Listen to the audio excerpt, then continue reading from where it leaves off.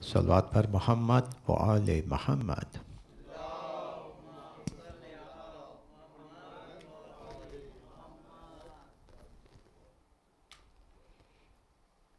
السلام علیکم ورحمۃ اللہ وبرکاتہ۔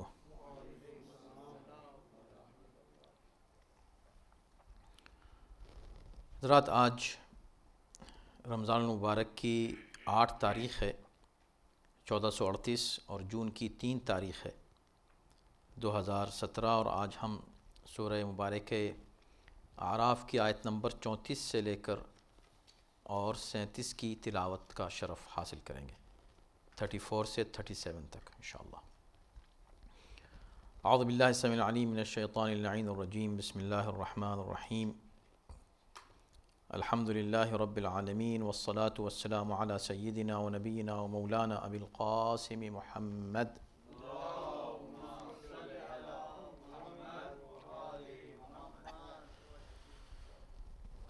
وآلہ الطیبین الطاہرین المعصومین، واللعنة الدائمة على أعدائهم أجمعين من الآن إلى يوم الدين، أما بعد، فقد قال الله في كتابه الكريم: بسم الله الرحمن الرحيم، ولكل أمة أجل فإذا جاء أجلهم لا يستأخرون ساعة ولا يستقدمون.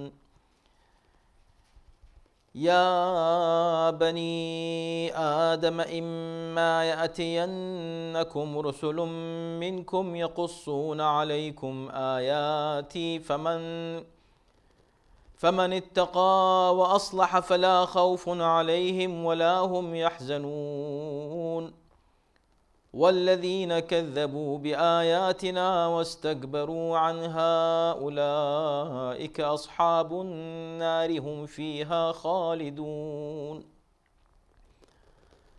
فمن أظلم ممن افترى على الله كذبا أو كذب بآياته أولئك ينالهم نصيبهم من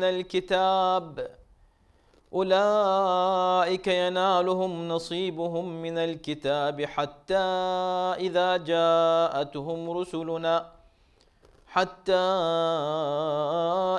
جاءتهم رسلنا يتوفونهم قالوا أين ما كنتم تدعون من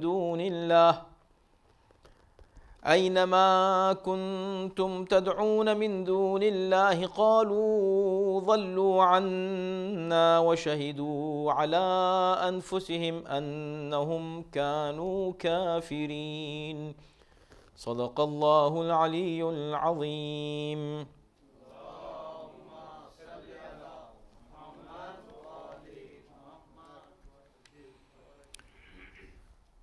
اور ہر قوم کے لیے ایک وقت معین ہے، اور جب وہ وقت آ جاتا ہے تو نہ ایک ساعت کی تاخیر ہو سکتی ہے نہ تقدیم۔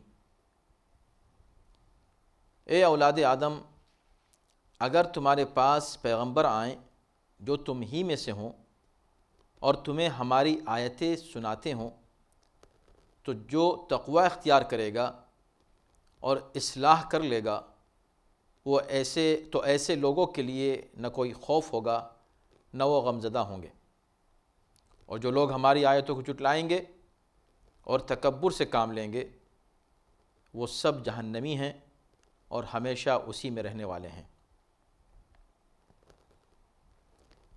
اب اس سے بڑھ کر ظالم اور کون ہوگا جو اللہ پر جھوٹا بہتان باندھے یا اس کی آیتوں کی تکذیب کرے۔ ایسے لوگوں کو ان کے نصیب کا لکھا ملتا رہے گا، یہاں تک کہ ہمارے بھیجے ہوئے فرشتے ان کی روح قبض کرنے آ جائیں گے اور ان سے پوچھیں گے کہ کہاں ہیں تمہارے وہ معبود جنہیں تم اللہ کو چھوڑ کر پکارتے تھے؟ وہ کہیں گے کہ وہ سب ہم سے گم ہو گئے، اور وہ خود اپنے ہی خلاف گواہی دیں گے کہ وہ کافر تھے۔ حضرات، اس سے قبل کی جو آیتیں ہم نے گزشتہ ہفتے پڑھی تھیں ان میں آیت 33 پر بات رکی تھی، اور تھوڑی بہت تشریح اس کی رہ گئی تھی، ہم وہیں سے بات شروع کرتے ہیں۔ جس میں یہ کہا گیا تھا کہ قل انما حرم ربی الفواحش، بلکہ اس سے پہلے بھی یہ بات کہی گئی تھی قل من حرم زینت اللہ، اللہ کی زینت کو کس نے منع کیا ہے، کس نے حرام قرار دیا ہے، یعنی وہ زینت جو اللہ کی طرف منسوب ہے، جو اللہ نے ہمارے لیے زینت معین کی ہے، اٹھنے بیٹھنے کا اور پہننے کا اور کھانے پینے کا، وہ انداز جو اس نے ہمارے لیے حلال قرار دیا ہے اسے کون حرام کر سکتا ہے؟ اور جو حرام کرے جائز نہیں ہے کہ وہ اسے اپنے لیے حرام قرار دے، اس کو کوئی حق حاصل نہیں ہے، یہ حق صرف اللہ کا ہے کہ کسی شے کو حرام قرار دے یا حلال قرار دے۔ تو اللہ کی زینت کو حرام نہیں کرنا چاہیے، اور اللہ کے پاکیزہ رزق کو والطیبات من الرزق کو بھی انسان کو نہیں چاہیے کہ وہ اپنے اوپر حرام کرے۔ اسلام میں رہبانیت نہیں ہے، اس پر گفتگو ہوئی تھی۔ تو ایک طرف یہ ہے کہ زینت کی گویا کہ تاکید کی جا رہی ہے کہ انسان زینت کا خیال رکھے۔ اس سے پہلے کہا گیا تھا کہ خذوا زینتکم عند کل مسجد، ہر مسجد کے ہر عبادت کے موقع پر زینت اختیار کرو۔ اس کے بعد جنرلی کہا گیا کہ نہیں، نہ صرف عبادت کے موقع پر، عموماً کسی بھی زینت کو تم حرام مت کرو، اپنا اپیرنس اچھا رکھو، اٹریکٹیو رکھو اور زینت کرو۔ زینت کو انکریج کیا گیا ہے اسلام میں۔ اسلام اس طرح کا دین نہیں ہے کہ تم کو میلا کچیلا دیکھے، صاف ستھرے رہو، اچھے کپڑے پہنو اور اچھی غذا کھاؤ، جو چیز حلال ہے اس کو آرام سے کھاؤ، کوئی مشکل نہیں ہے۔ زینت کو اپنے لیے حرام مت قرار دو۔ لیکن اب ظاہر سی بات ہے کہ جب بات یہ ہوگی کہ زینت کو حرام مت قرار دو تو اب اس کی حدیں کیا ہیں، کس حد تک ہم زینت کریں؟ اور ظاہر سی بات ہے کہ جب یہ بات کہی گئی ہے تو یہ کوئی مردوں سے نہیں کہی جا رہی ہے، عورتوں سے بھی کہی جا رہی ہے۔ تو یہ مرد اور عورت کس حد تک پھر زینت کریں؟ یعنی بالکل کھلی چھوٹ ہو گئی کہ جس طرح چاہو جو بھی زینتیں ہیں وہ اختیار کر لو، اٹ از اوکے؟ نہیں، زینت اللہ، اس پر توجہ کیجئے گا۔ ایک وہ زینت ہے جو زینت شیطان ہے، جس کا ذکر ہم کر چکے ہیں گزشتہ درس میں، کہ کچھ چیزیں وہ ہیں جس کو شیطان مزین بنا کر آپ کے سامنے پیش کرتا ہے، حالانکہ ان میں کوئی زینت نہیں ہوتی، لیکن وہ یہ توہم دیتا ہے کہ بھئی اسی میں زینت ہے، اسی میں اٹریکشن ہے، اسی میں آپ کے لیے گویا کہ کشش ہے، اور آپ ایسے اگر آپ یہ کریں گے تو پرکشش ہوں گے، اگر آپ ایسا کریں گے تو پرکشش ہوں گے۔ ایسا نہیں، زینت اللہ، اللہ کی جو زینتیں ہیں، جسے اللہ زینت قرار دے، جو اللہ کی نظر میں زینت ہے، اس کو اختیار کرو۔ اور ظاہر سی بات ہے کہ زینت الہی جو ہے، اس کو ذہن میں رکھیے گا کہ وہ ظاہری بھی ہے اور باطنی بھی ہے، یعنی ظاہری بھی ہے اور باطنی بھی ہے۔ ظاہری کیا ہے؟ یہی آپ کا لباس، اور باطنی کیا ہے؟ لباس التقوی۔ تو دونوں لباس کا خیال رکھنا ہے، ٹھیک۔ اور اس کے بعد یہ بھی کہہ دیا گیا کہ بھئی اس دنیا کی جو زینتیں ہیں، یہ جو کچھ بھی آپ دیکھ رہے ہیں اس دنیا میں، یہ مومن کے لیے ہے، لیکن آخرت میں یہی وہ نعمتیں جو خدا یہاں دونوں کو دے رہا ہے، یہ خالصتاً یوم القیامہ کس کے لیے ہے؟ یہ خالصتاً یوم القیامہ مومن کے لیے۔ وہاں پھر کافر کو، منافق کو یہ نعمتیں نہیں ملیں گی۔ یہ بات کہنے کے بعد اب دیکھیں باتیں مربوط ہیں، متصل ہیں، گویا مضمون ایک ہی چل رہا ہے۔ اب اس کے بعد پھر کہا دیکھو انما حرم، وہاں کیا تھا؟ قل من حرم، کس نے حرام کیا ہے؟ حرام کرنے کا حق کس کو ہے؟ اللہ کو ہے۔ تو اللہ نے حرام کیا ان زینتوں کو تو تم خود اپنے لیے حرام کر رہے ہو؟ بالکل نہیں۔ اس کی بات کیا؟ ہاں، اگر حرام کرنے کی بات ہے، اگر واقعی خدا نے حرام کیا تو ان چیزوں کو حرام کیا، انما حرم ربی الفواحش، اللہ نے جس چیز کو حرام قرار دیا وہ فواحش ہیں، بے حیائی کی چیزیں ہیں۔ اب دیکھیں وہ حدیں معین ہو گئیں کہ بھئی زینت کہاں تک کریں ہم؟ یہ لباس کی جو ظاہری زینت ہے، اس کی کیا حدیں ہیں؟ وہ حدیں ہیں کہ جہاں پر بے حیائی اگر شروع ہو جائے تو اب یہاں سے حرام شروع ہو جاتا ہے۔ اب یہ زینت نہیں ہے، اب یہ وہ چیز ہے جس کو اللہ نے حرام قرار دیا ہے، فواحش۔ اب دیکھیں پھر وہی بات ہے، وہ لباس دو طرح کے لباس تھے نا، ایک ظاہری لباس اور ایک باطنی لباس۔ دونوں کو آپ کو صاف ستھرا اور پاکیزہ رکھنا ہے، دونوں میں سے کوئی لباس آپ کا آلودہ نہ ہو جائے۔ آپ کی دنیاوی آپ کا جو دنیاوی لباس ہے وہ بھی صاف ستھرا اور پرزینت ہو، اور آپ کا باطنی لباس جو کہ تقویٰ ہے اس کی زینت میں بھی کوئی کمی نہ آئے. وہی بات یہاں کہی گئی دوسرے انداز سے. کہا اللہ نے اصل میں جو چیز حرام کی ہے وہ فواحش ہیں. فواحش فاحشہ کی جمع ہے. فاحشہ یعنی بہت ہی زیادہ بری چیز، جو چیز بہت ہی بری ہو اسے فاحشہ کہتے ہیں، اس کی جمع ہے فواحش. اللہ نے فواحش کا یعنی بے شرمی بے حیائی کی باتوں کو روکا ہے، چاہے وہ ظاہری ہو یا باطنی ہو. اب یہاں ظاہری اور باطنی کی بڑی تشریحات کی ہیں مفسرین نے، اور ظاہر ہے کہ ان تمام تشریحات کو ہم لے سکتے ہیں، کوئی مشکل نہیں ہے، اس لیے کہ لفظ جو ہے وہ عمومیت رکھتا ہے. ما ظہرہ بھی یعنی کسی طرح کی کوئی بھی بے حیائی کی بات ہے، کوئی بھی ایسی برائی کہ جو ظاہر ہو جائے. ظاہر سی بات ہے کہ اس میں مفسرین نے کہا کہ اس سے مراد وہ مشرکین کے رسوم اور عادات کہ جو وہ کچھ گناہ جو ہے کھل کے کرتے تھے، کچھ گناہ چھپ کے کرتے تھے، اور جو گناہ چھپ کے کرتے تھے کہتے تھے اٹس فائن، از اوکے، چھپ کے کرنے میں کوئی حرج نہیں ہے، کھل کے مت کرو.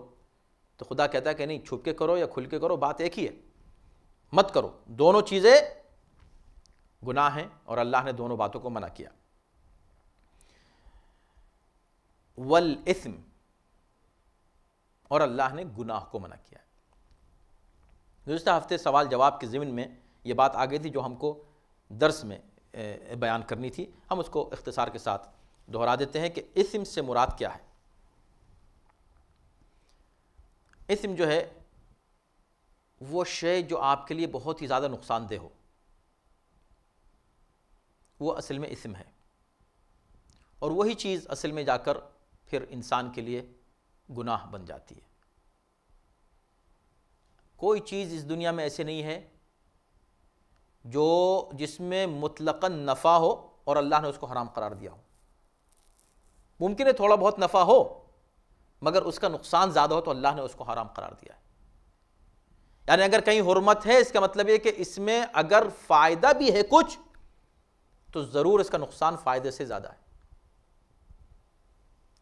آیت نمبر سورہ بقرہ کی 219 کا حوالہ ہم نے دیا تھا. یسألونک عن الخمر والمیسر، آپ سے شراب اور جوئے کے بارے میں یہ لوگ پوچھیں گے یا پوچھتے ہیں تو آپ ان کو جواب دیں. قل فیہما اثم کبیر، ان سے آپ کہہ دیں کہ اس میں بہت بڑا اثم ہے، بہت بڑا گناہ ہے. ومنافع للناس، ہاں یہ بات بھی صحیح ہے کہ اس میں کچھ فائدے بھی ہیں لوگوں کے لیے، مگر ان فائدے کو لے کر اس کو دلیل قرار دے کر انہیں اختیار مت کرنا، ان پر عمل مت کرنا. یہ مت کہنا کہ بھئی شراب میں یہ فائدہ ہے تو ہم چلو اس کو پی لیتے ہیں، جوئے میں فائدہ ہے تو ہم چلو یہ جوا کر لیتے ہیں. نہیں، منافع تو ہیں لیکن وَإِثْمُهُمَا أَكْبَرُ مِن نَفْعِهِمَا، ان کا اثم، ان کا گناہ، ان کا نقصان ان کے فائدے سے کہیں زیادہ ہے. اسم زیادہ ہے، گناہ زیادہ ہے، نقصان زیادہ ہے. تو جب نقصان زیادہ ہے تو بات ختم ہو گئی، حرام ہے، یہ بات ختم. اس کا مطلب ہے کہ اللہ نے جس چیز کو حرام قرار دیا ہمیں معلوم ہو یا نہ ہو، اس کا ریزن ہمیں پتہ چلے کہ نہ چلے، لیکن یہ بات طے ہے کہ اس میں ہمارے لیے نقصان ہے، تبھی اللہ نے اس کو حرام قرار دیا ہے. انما حرم ربی الفواحش، یا تو وہ چیز بے شرمی کی ہے، بے حیائی کی ہے، بہت ہی بری ہے، اس لیے اللہ نے اس کو حرام کیا ہے، یا اس میں نقصان ہے اور گناہ ہے، معصیت ہے، اس لیے اس کو حرام قرار دیا. اور ضمناً وہ بات بھی کہ یہ اصرار کیا کچھ لوگوں نے کہ بھئی وہ شراب جو ہے اس کے لیے لفظ حرام استعمال نہیں کیا اللہ نے، دوسرے الفاظ استعمال کیے لیکن حرام نہیں ہے. ہاں برا ہے، ہاں گناہ ہے، ہاں اسم ہے، ہاں یہ ہے وہ ہے، لیکن حرام کا لفظ استعمال نہیں کیا. یہ کہا اس سے بچو, یہ کہا ارے بھئی اس سے بچو کا مطلب کیا ہوا؟ فَاجْتَنِبُوهُ, اس کا مطلب نہیں حرام, یعنی لوپ ہول تلاش کرنا چاہتے ہیں. تو جب ایک صاحب نے ہم سے یہ بات کہی تھی تو ہم نے انہی دونوں آیات کا حوالہ دیا تھا. ہم نے کہا کہ دیکھو آیت سورہ بقرہ کی 219 اور سورہ اعراف کی آیت نمبر 33, ان دونوں کو ملا لو, تمہاری سمجھ میں آ جائے گا, تمہاری ضد جو ہے پوری ہو جائے گی. حالانکہ تمہاری ضد پوری کرنا ضروری نہیں تھا, لیکن شاید قرآن نے ایسے لوگوں کے لیے اس طرح کا ارینجمنٹ کر دیا ہے پہلے سے. اگر تمہاری ضد یہ ہے کہ خدا اس کو حرام کہے تب تم بچو گے, تو دیکھو یہاں پر اللہ کیا کہہ رہا ہے کہ اللہ نے حرام کیا ہے فواحش کو, اور کیا والاثم, اثم کو. اور سورہ بقرہ آیت نمبر 2 جو ہے 219 میں کیا کہا فیہما اثم کبیر, شراب میں اثم ہے, اور وہ بھی چھوٹا موٹا نہیں, بڑا اثم ہے, بڑا گناہ ہے, اور گناہ کو اللہ نے حرام قرار دیا ہے, لہذا شراب حرام ہے. اب کوئی شک ہے؟ حالانکہ ایسے لوگوں سے اس طرح کی کہ جو ہے استدلال کی ضرورت نہیں ہے. وجہ یہ ہے کہ شریعت جو ہے وہ آپ کے دماغ کی اپج نہیں ہے. شریعت کے 2 سورسز ہیں, کسی بھی ایک کو آپ کاٹ نہیں سکتے, اور یہ بہکنے کی چانسز وہیں آتے ہیں جب آپ کے قرآن یہ کہہ رہا ہے. اب مان لیجئے یہ آیت نہیں ہوتی یا اس میں اس طرح کا استدلال نہیں ہوتا تو وہ اسی میں اٹکے رہتے کہ حرام کہاں ہے.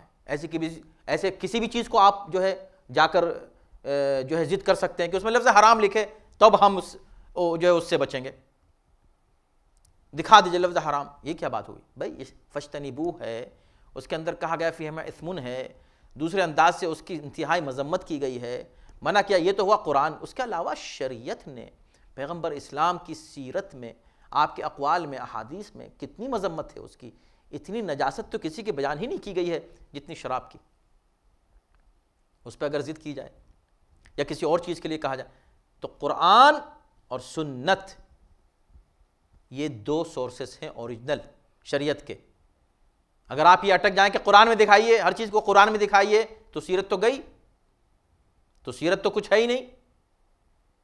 اور قرآن ہی کہہ رہا ہے کہ ما آتاکم الرسول فخذوہ وما نہاکم عنہ فانتہوا. رسول جو تمہیں دے اسے لے لو, جس سے روک دے اس سے رک جاؤ.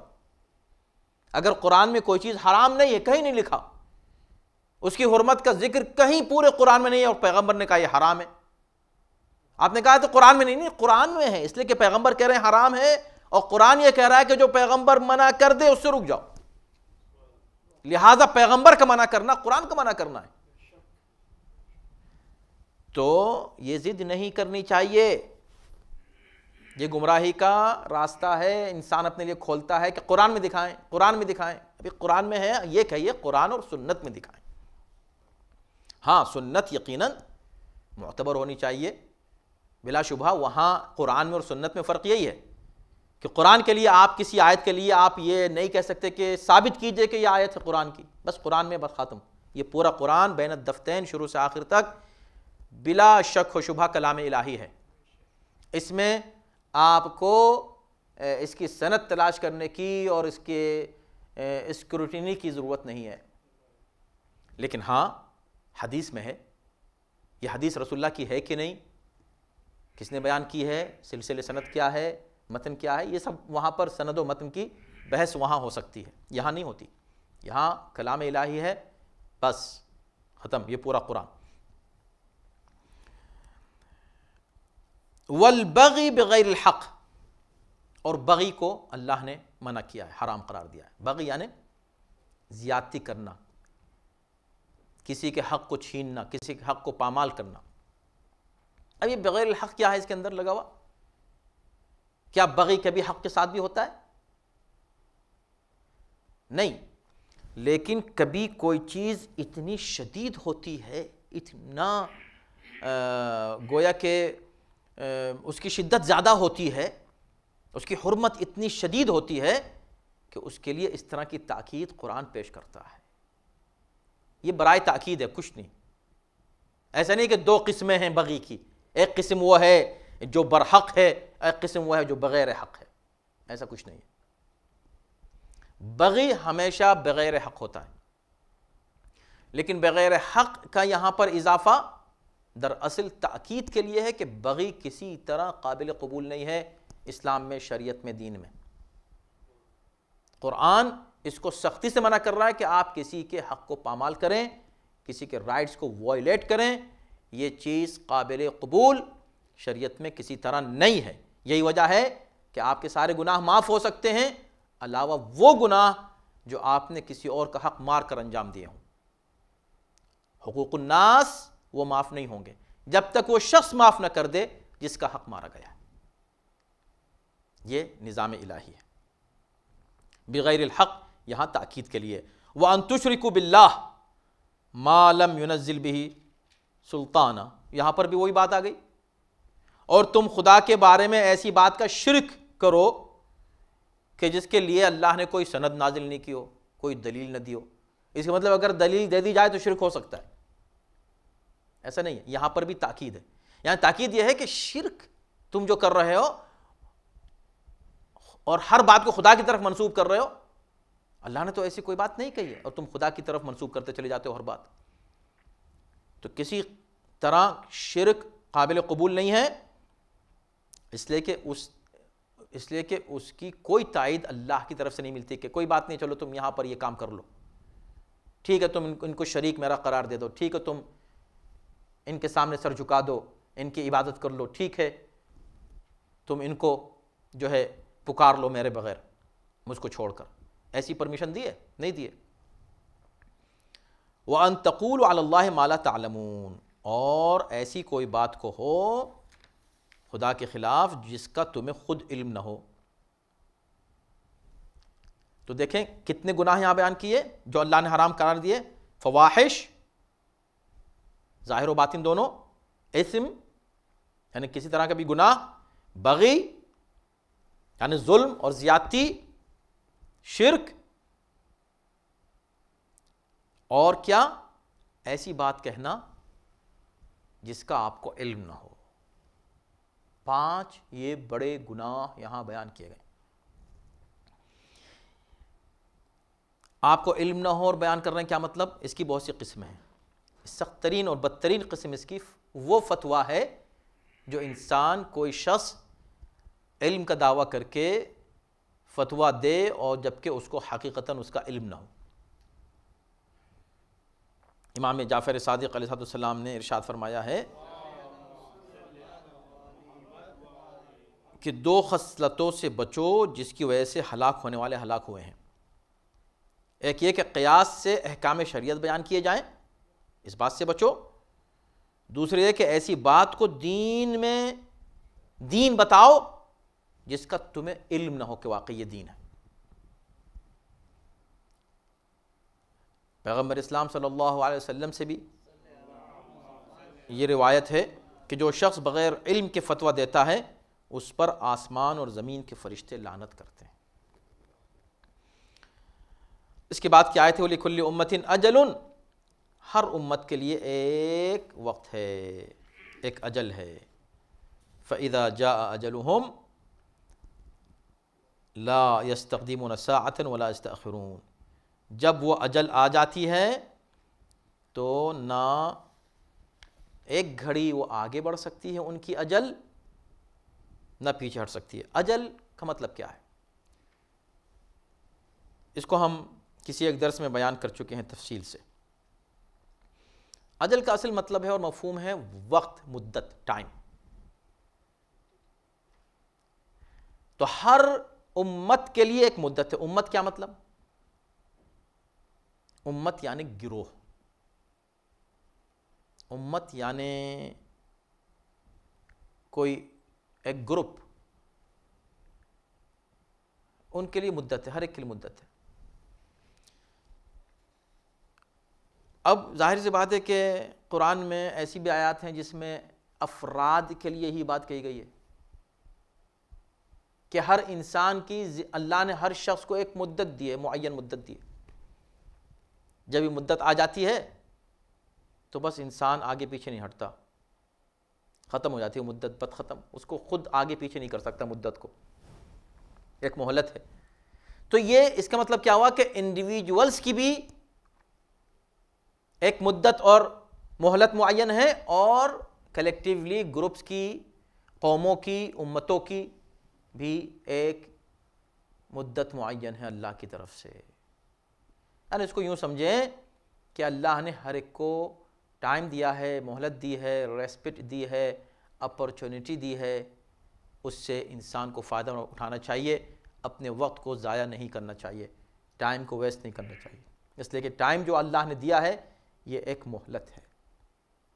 آپ اس کو چاہے جیسے استعمال کر لیں، چاہے جیسے آپ اس کو انویسٹ کر دیں، اچھائی میں یا برائی میں، اس لیے کہ جب اجل آ جاتی ہے اس کے بعد پھر اجل آگے پیچھے نہیں ہوتی۔ اب آپ اس کو ہسٹری پر منطبق کر کے دیکھیں تو کیسے کیسے افراد اس دنیا میں تھے، ایسے بھی تھے جنہوں نے خود کو خدا کہا، لاکھوں لوگوں کو قتل کر دیا صرف اس بات پر کہ تم ہمیں خدا کیوں نہیں کہتے۔ کہاں ہیں وہ؟ ان کی بھی ایک مدت تھی، اگر واقعی طاقتور تھے تو موت کو ٹال دیتے اپنے اوپر سے۔ اسی طرح قومیں تھیں، بڑی بڑی قومیں، بڑے بڑے گروپ بنے، بڑے بڑے ملک بنے، سب برباد ہوئے، سب ختم ہوئے، پھر نئے ملک بنے، پھر نئی قومیں آئیں، نئے لوگ آئے۔ یہ دنیا ہے، آتے جاتے ہیں۔ اس لیے انسان کو اپنے وقت کی قیمت سمجھنا چاہیے، چاہے فرد ہو یا قومیں ہوں۔ جو قومیں خرافات میں، گناہوں میں، جرائم میں، کرائم میں پڑ جاتی ہیں اور غفلت میں اور غفلت کی نیند سو جاتی ہیں، وہ قومیں جلد ختم ہو جاتی ہیں۔ ان کو جو اللہ نے مہلت دی ہوئی ہے وہ ختم ہو جاتی ہے اور وہ کچھ نہیں کر پاتی۔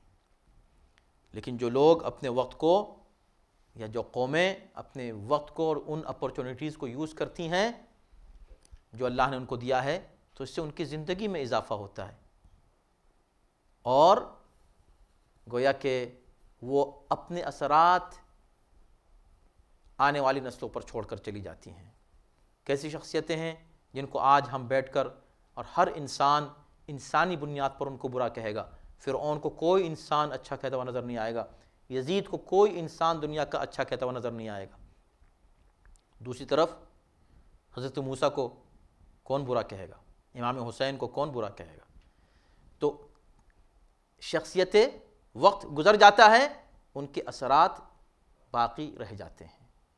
ایسے ہی آپ یہ نہ کہیں کہ وہ تو معصوم تھے، وہ تو بہت ہی برا تھا فرعون کے بھی تو ساتھی تھے، ان کا بھی وقت گزر گیا۔ حضرت موسیٰ کے بھی تو ساتھی تھے، ان کا بھی وقت گزر گیا۔ یزید کے ساتھی تھے کہ نہیں؟ یزید نے خود آ کے تھوڑی قتل کیا تھا امام حسین کو، ان کا وقت بھی گزر گیا۔ امام حسین کے بھی تو ساتھی تھے، وہ تو معصوم نہیں تھے، ان کا وقت بھی گزر گیا۔ لیکن اب تاریخ جج کر رہی ہے دونوں کو، یہی حالات ہوتے ہیں۔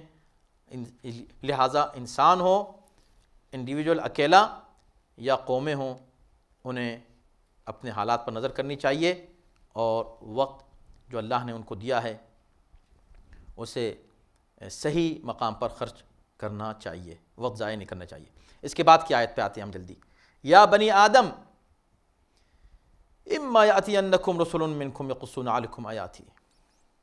اب پھر سے یا بنی آدم کو خطاب ہو رہا ہے نا مسلسل، تو یہاں پھر سے بنی آدم کو خطاب کیا کہ جب تمہارے پاس ہمارے نبی آئیں اور ہماری آیتیں سنائیں، تو اس میں دو صورتیں ہوتی ہیں۔ جب اللہ کے نبی آتے ہیں، پیغمبر آتے ہیں، تو اس کا کیا اثر ہوتا ہے معاشرے پر، اور لوگ ان کے پیغام کو کس طرح ریسیو کرتے ہیں یا ریجیکٹ کرتے ہیں، اس کے دو صورتیں ہوتی ہیں۔ ایک وہ ہیں کہ ان آیتوں کو سننے کے بعد اتقا و اصلحا، دو کیفیتیں ان پر ہوتی ہیں، دو گروہ ہوتے ہیں، دونوں گروہ پر دو دو الگ الگ کیفیتیں ہوتی ہیں۔ کیا حسن قرآن کا انداز کیجئے۔ پہلے گروہ پر کیا کیفیت ہوتی ہے کہ اتقا و اصلحہ، ان آیات الہی کو سن کر پیغمبران الہی کی زبان سے وہ خود تقوی اختیار کرتے ہیں، یعنی ایمان لے آتے ہیں، متقی بن جاتے ہیں، نیک ہو جاتے ہیں، ان کے پیغام کو ریسیو کرتے ہیں، قبول کرتے ہیں، اور اس پیغام کے اثرات ان کی زندگی میں ظاہر ہوتے ہیں، گویا کہ وہ تقوی کی صورت میں سامنے آتے ہیں، اور اس کا نتیجہ کیا ہوتا ہے کہ وہ اصلحہ جو متقی ہو جاتا ہے، پھر وہ اپنی بھی اصلاح کرتا ہے اور دوسروں کی بھی اصلاح کرتا ہے۔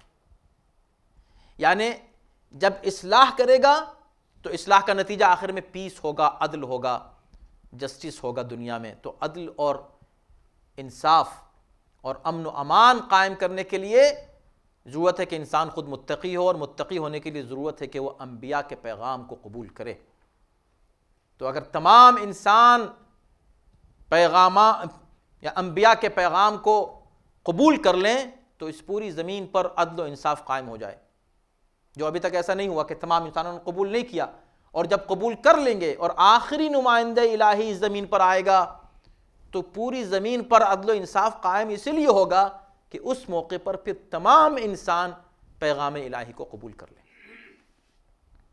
اور ظاہر سی بات ہے کہ کوئی پیغام الہی کوئی نیا پیغام نہیں ہوگا، وہ پیغام آخری پیغام جو خاتم النبیین کا پیغام تھا اسی پیغام کی تجدید ہوگی۔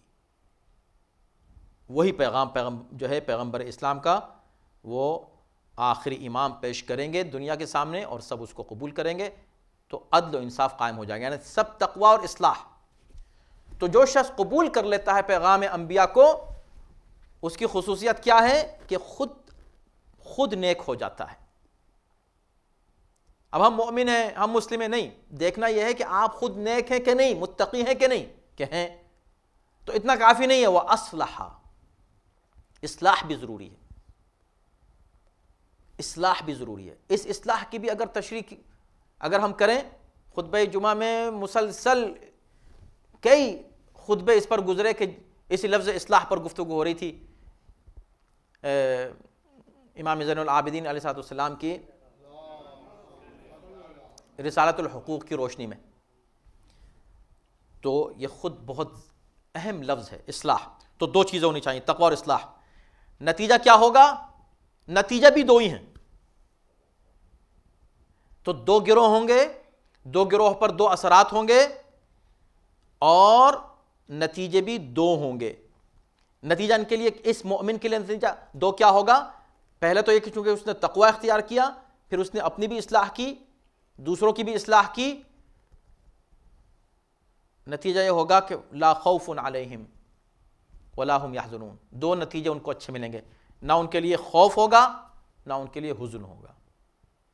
نہ خوف ہوگا، فیئر، اور نہ حزن یعنی غم اور گریف، دونوں نہیں ہوں گے۔ کیا فرق ہے دونوں میں؟ خوف ہوتا ہے مستقبل کا، فیوچر کا، حزن اور غم ہوتا ہے پاسٹ کا۔ مستقبل کے لیے کبھی حزن نہیں ہوتا، اور پاسٹ کے لیے کوئی خوف نہیں ہوتا۔ خوف ہوتا ہے فیوچر کا، فیئر، کہیں ایسا نہ ہو جائے، کہیں ایسا نہ ہو جائے، اور حزن ہوتا ہے پاسٹ کا، ایسا کیوں ہو گیا، ایسا کیوں ہو گیا۔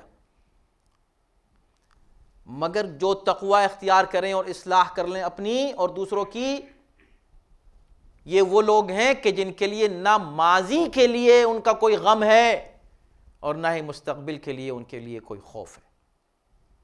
لا خوف علیہم ولا هم يحزنون والذین کذبوا بآیاتنا۔ اچھا، یہ تو وہ گروہ جس نے انبیاء کے پیغام کو قبول کیا۔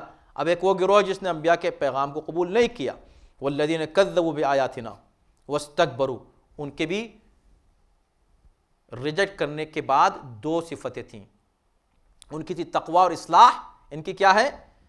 کذبوا بآیاتنا، انہوں نے ہماری آیتوں کو جھٹلایا، انکار کیا۔ کذبوا بآیاتنا واستکبروا عنہا، اور ان کے مقابلے میں تکبر سے کام لیا، اکڑ گئے، نہیں قبول کریں گے، نہیں مانیں گے۔ یہ تکبر یہ کفر کی گویا کہ انتہا ہوتی ہے. یہ وہی تکبر ہے جو اس سے پہلے جس کا ذکر ہو چکا ہے ابلیس کے قصے میں. اس نے بھی اللہ کی آیتوں کا انکار کیا, اللہ کی ایک آیت کا انکار کیا حضرت آدم کا, اور تکبر کیا. اسی طرح کوئی شخص اگر آیات الہی, اور آپ یاد رکھیں کہ آیت صرف یہ جو آیتیں آپ پڑھ رہے ہیں قرآن کی جن کو ہم آیت کہہ رہے ہیں, اسی کا نام آیت نہیں ہے. آیت اللہ کی ہر نشانی کو کہتے ہیں. اور پھر سب سے بڑی اللہ کی نشانیاں خود انبیاء ہیں, خود مرسلین ہیں, اللہ کے نمائندے ہیں, ائمہ ہیں, معصومین ہیں. یہ لوگ اللہ کی سب سے بڑی آیتیں ہیں. اس لیے کہ آیتیں بھی چھوٹی بڑی ہوتی ہیں نا. لقد رأى من آیات ربہ الکبریٰ, آیات ربہ الکبریٰ سے مطلب کہ کبریٰ بلند بڑی آیت اللہ کی دیکھی ہیں پیغمبر اسلام نے معراج میں. تو آیتیں بڑی بھی ہوتی ہیں, اور یہ بڑی آیتیں اصل میں خود پیغمبر اسلام اللہ کی آیت ہیں. تو جو لوگ اللہ کی آیتوں کا انکار کریں اور ان کے مقابلے پر تکبر سے کام لیں, یعنی خود کو ان سے بڑا کریں, خود کو ان آیتوں سے بڑا سمجھیں. اللہ کی آیت موجود ہے, اس سے خود کو بڑا سمجھ رہے ہیں. اولئک اصحاب النار هم فیہا خالدون, یہ وہ لوگ ہیں جو جہنمی ہیں اور جو ہمیشہ جہنم میں رہنے والے ہیں. تو یہ بات ہو گئی. تو جو لوگ قبول کرتے ہیں ان کی دو صفتیں تھیں, ایک صفت تقوی اور دوسری اصلاح. جو انکار کرتے ہیں ان کی دو صفتیں تھیں, ایک آیتوں کا انکار, دوسرے آیتوں کے مقابلے میں خود کو بڑا سمجھنا, خود کو افضل سمجھنا اللہ کی آیات سے, تکبر کرنا, اکڑ جانا, انکار کرنا. ان کے لیے ان کا نتیجہ کیا تھا کہ نہ خوف ہوگا نہ حزن. ان کا نتیجہ کیا ہے کہ وہ اصحاب نار ہوں گے, نہ صرف اصحاب نار ہوں گے بلکہ وہ ہمیشہ اس میں رہیں گے. اب اس کے بعد کی آیت کیا کہہ رہی ہے؟ فمن اظلم ممن افترى علی اللہ کذبا او کذب بآیاتہ. اب وہ کون ہے اس سے بڑا ظالم, اس سے بڑا ظالم اور کون ہے جو اللہ پر جھوٹا بہتان باندھے. بھئی بہتان تو ہوتا ہی جھوٹا ہے, پھر یہاں جھوٹا کیا بہتان کوئی سچا بہتان بھی ہوتا ہے. اگین یہاں اس طرح کے الفاظ جب آئیں تاکید کے لیے, تاکید ایمفیسائز کرنے کے لیے کسی چیز پر, یہ ایمفیسس کا اسٹائل ہے, انداز ہے, طریقہ ہے. تو جو اللہ پر جھوٹا بہتان باندھے, او کذب بآیاتہ, یا اللہ کی آیتوں کا انکار کرے. فمن اظلم, کون اس سے بڑا ظالم کون ہو سکتا ہے؟ اس طرح کے بہت سی آیتیں جس میں فمن اظلموں سے آیتیں شروع ہوتی ہیں. اب وقت نہیں رہ گیا, بہت تنگ ہے وقت, لیکن اگر آپ مطالعہ کریں گے قرآن کا, بہت سی آیتیں آپ کو ملیں گی جہاں فمن اظلموں, اس سے بڑا ظالم کون ہے, اس طرح کی آیت ملے گی. اگر آپ ان تمام آیتوں کو جمع کریں تو بظاہر الگ الگ گناہ بیان کیے گئے ہیں, اور اس گناہ کی نسبت دی گئی ہے اظلموں, یعنی اس سے بڑا ظالم کوئی نہیں ہے جو یہ کام کرے. تو آپ کہیں گے کہ یہ ہے بڑا ظالم, کیا یہ ہے یا یہ ہے کون آخر؟ لیکن اگر آپ سب کو جمع کریں تو نتیجہ یہ نکلے گا کہ اصل میں وہ جو خدا کے مقابلے پر آ جائیں, یعنی شرک کریں یا انکار کریں اللہ کے احکام کا. تو ان تمام آیتوں کو حقیقت یہ ہے, اگر آپ دیکھیں حسن اس آیت کا, اس وقت جو ہم پڑھ رہے ہیں, حالانکہ وہ بہت تنگ رہ گیا, ختم ہو گیا, ہم یہیں پر روکیں گے بات کو اور یہیں سے انشاءاللہ گفتگو شروع ہوگی. لیکن اس کا آپ جمال دیکھیں, آیت کا جمال معنوی, کہ اس نے ان تمام مفاہیم کو جمع کر دیا ہے. بلکہ میں یہ کہہ سکتا ہوں کہ پورے قرآن کو, قرآن میں جہاں جہاں بھی ایمان و کفر کا ذکر ہے اس کا خلاصہ پیش کر دیا یہاں پر. آپ کہیں گے وہ کیسے؟ کہ دیکھو دو لفظ تھے, کون ہے اس سے بڑا ظالم جو یہ دو کام کرے؟ دو, وہ دو کام کیا ہیں؟ افترا علی اللہ کذبا، اللہ پر جھوٹ باندھے، بہتان کرے، اللہ پر جھوٹ بولے، ایک ہو گیا۔ دوسرا کون ہے؟ کذب بآیاتہ، تو ایک ہے کذب، ایک ہے کذبہ۔ کذب جو ہے جھوٹ، اور کذبہ جھوٹ بولنا یا جھٹلانا،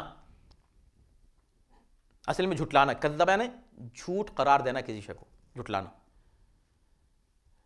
تو دو طرح کے لوگ ہیں، ایک وہ جو خدا کی طرف جھوٹ کی نسبت دیتا ہے،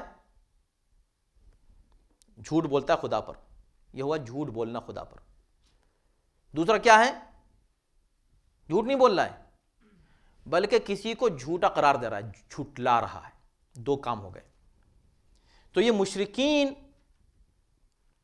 اور گویا کہ یہ جو منافقین ہیں، ان سب کو اگر آپ جمع کریں تو یہ دو ہی طرح کے لوگ ہیں، یعنی ایمان کے مقابلے پر، مومن کے مقابلے پر یہ دو طرح کے لوگ آتے ہیں۔ یا وہ جو خدا پر جھوٹ باندھتے ہیں شرک کے ذریعے سے، مشرک جتنے ہیں یہ کون لوگ ہیں؟ مشرکین۔ انہوں نے کسی چیز کو جھٹلایا نہیں ہے، انہوں نے اصل میں خدا پر جھوٹ بولا ہے، یہ بت پرستی کر کے خدا پر جھوٹ بول رہے ہیں، تو یہ ہوئے مشرک۔ ان مشرکین کے علاوہ کافر کون ہے؟ جو کفر کرے، انکار کر دے۔ منافق کون ہے؟ جو دل سے نہیں مانے، انکار کر دے۔ فاسق کون ہے؟ جو اللہ کو تو مان لے، رسول کو بھی مان لے، مگر ان کے احکام کو نہیں مانے۔ تو اگر آپ دیکھیں گے تو انہی دو کیٹیگریز میں سارے کے سارے آ جاتے ہیں، مشرکین بھی، کافرین بھی، گنہگار بھی، منافقین بھی۔ یہ وہ سب لوگ یا تو سرے سے خدا کو مانتے ہی نہیں بلکہ خدا کے ساتھ دوسرے کو شریک قرار دیتے ہیں، یا یہ کہ سن کر انکار کرتے ہیں کہ نہیں ہم تو نہیں مان رہے ہیں، رسول کو نہیں مانا، رسول جو لائے کتاب کو نہیں مانا، کتاب کی کسی ایک آیت کو نہیں مانا، رسول نے کسی کو گویا کہ معین کیا اس کو نہیں مانا، پیغمبر اسلام کی بات کو نہیں تسلیم کیا، تو احکام شریعت کو ریجیکٹ کیا، اس میں یہ لوگ شامل ہو سکتے ہیں کذب بآیاتہ۔ تو دو طرح کے لوگ ہوئے، ان دونوں کو جمع کر دیا اس مختصر سی آیت کے اس چھوٹے سے ٹکڑے میں۔ اولئک ینالہم نصیبہم من الکتاب۔ اچھا ان کا کیا ہوگا آخر؟ یہ لوگ کیا، یہ جو ہیں اس طرح کے لوگ، ان کا ہوگا کیا؟ کہا کچھ بھی نہیں، یہ وہ لوگ ہیں کہ جن کو ان کا حصہ ملتا رہے گا، جو کچھ بھی ان کی قسمت میں لکھا ہوا ہے وہ ان کو اس دنیا میں ملتا رہے گا۔ بس میں یہیں پر اس کو روکوں گا، اور بعد میں انشاءاللہ یہیں سے آگے شروع ہوگی۔ گویا کہ اب آپ دیکھیں کہ جہاں آیت نمبر 34 میں نہیں بلکہ 32 میں ہم کیا پڑھ رہے تھے کہ ہی للذین آمنوا فی الحیات الدنیا خالصا، حیات دنیا کی جو نعمتیں ہیں وہ مومن کے لیے ہیں مگر آخرت کی خاص ہیں۔ اس کا مطلب کیا ہوا کہ کافر کے لیے بھی یہاں کی نعمتیں ہیں، وہی بات یہاں دہرائی گئی ہے دوسرے الفاظ میں۔ یہاں یہ کہا جا رہا ہے کہ ینالہم نصیبہم من الکتاب، ان کو اس دنیا میں نعمتیں ملیں گی، ان کی قسمت میں جو کچھ اس دنیا میں ہے وہ ان کو ملتا رہے گا، لیکن اس کا مطلب نہیں ہے کہ ان کو اس لیے مل رہا ہے کہ ان کو کوئی انعام دیا جا رہا ہے، نہیں، بلکہ ان کی قسمت میں تھا۔ ٹھیک ہے، فرعون کو بھی اللہ نے دیا اس دنیا میں، اور نمرود کو بھی دیا، اور یزید کو بھی دیا، سب کو دیا، حتی اذا جاءتہم رسل، لیکن آخر میں وہی بات جو کہی گئی تھی کہ ہر ایک کا ایک اجل معین ہے، جب ان کا وقت آ گیا اور ہمارے بھیجے ہوئے فرشتے ان کے پاس آئے تو ان سے کہا ہاں بھائی اب بتاؤ کہاں ہیں وہ تمہارے وہ دوسرے لوگ جن کو تم پکارتے تھے، جن کی تم عبادت کرتے تھے خدا کو چھوڑ کر، بلاؤ نا ان کو، کہاں ہیں؟ کہیں گے وہ قد ضلوا، وہ گم ہو گئے، وہ گم ہو گئے، نظر نہیں آ رہے، غائب ہو گئے۔ وشہدوا، اور پھر انہوں نے اقرار کیا اپنے نفس کے خلاف، کہا بے شک ہم کافر تھے، مگر وہ ایسے وقت میں کہا، ایسے وقت میں اقرار کیا جبکہ یہ اقرار ان کو کام آنے والا نہیں ہے۔ صلوات بر محمد و آل محمد۔